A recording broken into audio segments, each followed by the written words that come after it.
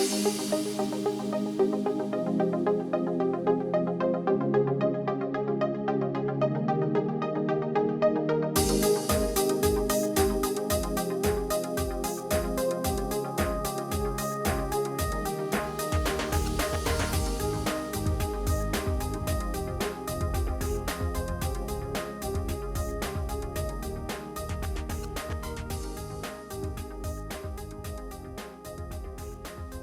suffer with depression, anxiety, and it was suggested to me to use a method called mindfulness, which helps you to concentrate on what you're doing at the time and try to block out any negativity or anything, bad thoughts or anything like that that's coming into your mind.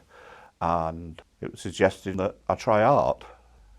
And I knew from the first session that I just loved it, and I could do it.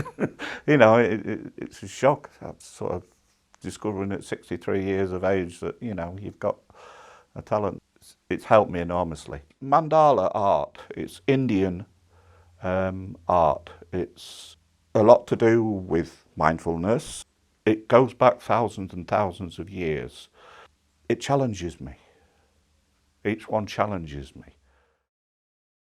If me mum and the kids will say, "What's wrong with you today, mum? You're very, very angry or agitated," that's when I'll just switch my phone off, tell them I'm going to have my time and try and calm myself down. I'll make myself a cuppa. I sit there and put my panpipes on. I got that from my grandma, she loves them. And I'll colour in. I've got different pictures that I've gotten off the internet. But colouring books and things like that, I've loved it from being a kid. I found it very, there was 7 of us in the family. So I found that was my time going up to my room, colouring in, out the way. I like to see an end result on things. That is my main thing. I love to see the end result of it. That makes us happy and it keeps us going. Music's another form of mindfulness. It's another form of relaxation, another form of losing yourself for a while into the music. And you know, if you've got any problems, anything you're worried about, anything you're anxious about, either pick up a pen or pick up a record. If I'm to lie there with my eyes closed, it's just like the sound of the panpipes, and the different songs that they can actually do with them is quite amazing. When you sit down and you have problems, often your mind is overloaded, it's going and going and going, and you can't turn off. You can't, all these little things are in your mind. But eventually, if you do meditation over time, you will actually be able to slow them down until you can push them to one side. And this again requires you to have a little space by yourself to put your music on. There's loads of apps on the phone. You just put in meditation, you get that, and you can choose loads of different things. I have the Calm app on my phone, which is really good.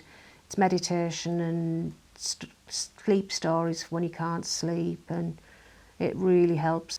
And it's been a godsend because there's loads and loads and loads of different meditations, and you find literally 10 minutes a day, most of them, and you just sit quietly and she talks you through it. Some of them are music, some of them are just her talking, and it's your breathing, and it just takes, you forget.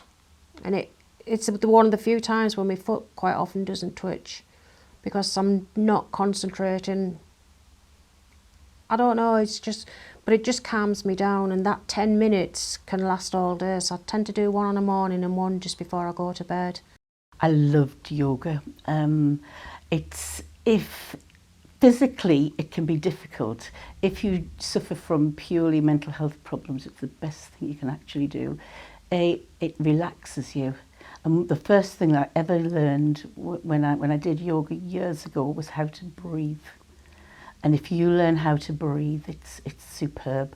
Because if you're a type of person that suffers from anxiety, you can actually learn to connect with your body and control the breathing. And that in itself is, if you can do that, you're halfway there, because you can actually control whatever part of your body you want to do.